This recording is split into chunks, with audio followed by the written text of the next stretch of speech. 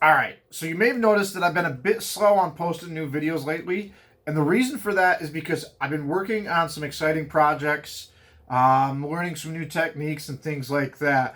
One of the projects that I can finally talk to you about is my collaboration with Dehancer. Now, if you're not familiar with Dehancer, it is going to be a plugin for Premiere Pro.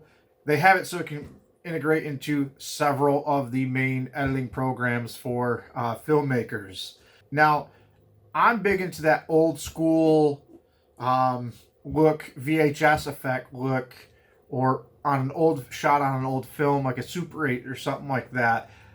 I grew up in the 90s, early 2000s, was a skater for a long time. So I really like that, video recording look on the cheap cameras that, were what was available then. So I like being able to work that into my footage, and Dehancer had exactly what I've been looking for, and it's very easy to use and very easy to learn.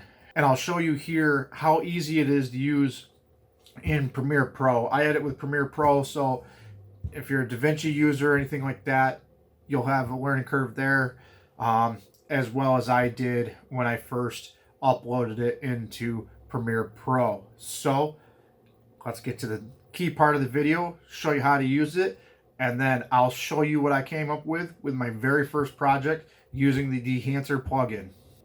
So I'm going to start off by adding a new adjustment layer, and that'll be set to my frame size, and then I'm going to stretch that out to cover my whole clip. I'm going to go up to Effects and add the Dehancer or Film Emulsion. It'll pop up right here. I'm just going to drag that onto my adjustment layer. Now, initially it'll enable almost all of the effects that you can use and apply, from the colorization to the dust and scratches, or the filters like the Super 8 millimeter and things like that. You can go through and disengage all those so you can get a true look at each one of the effects over here in your controls panel. Now, like I said, I like that old school film look, so I definitely want to blow out some of my highlights and things like that, and show some of that video distortion from an older video.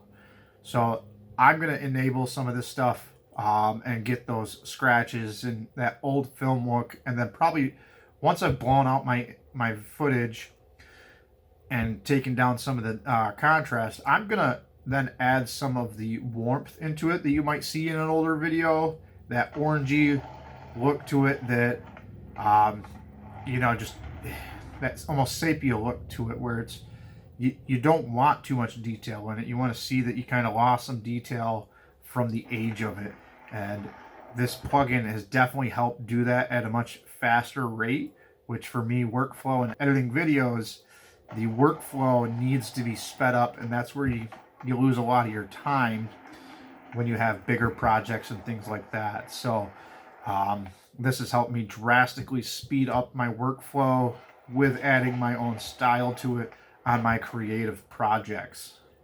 As you can see here, this footage, I shot it like 7 years ago. Totally forgot about it.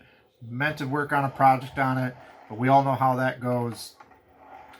You shoot it, you use it, or you don't use it, and if you're not saving it, then if you do save it, you can come back to it in this case years later, and maybe get something out of that.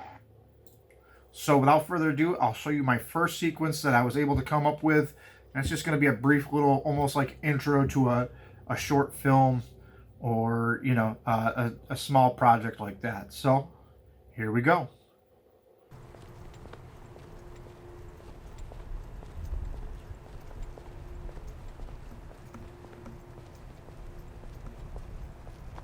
Oh, it's not perfect right there.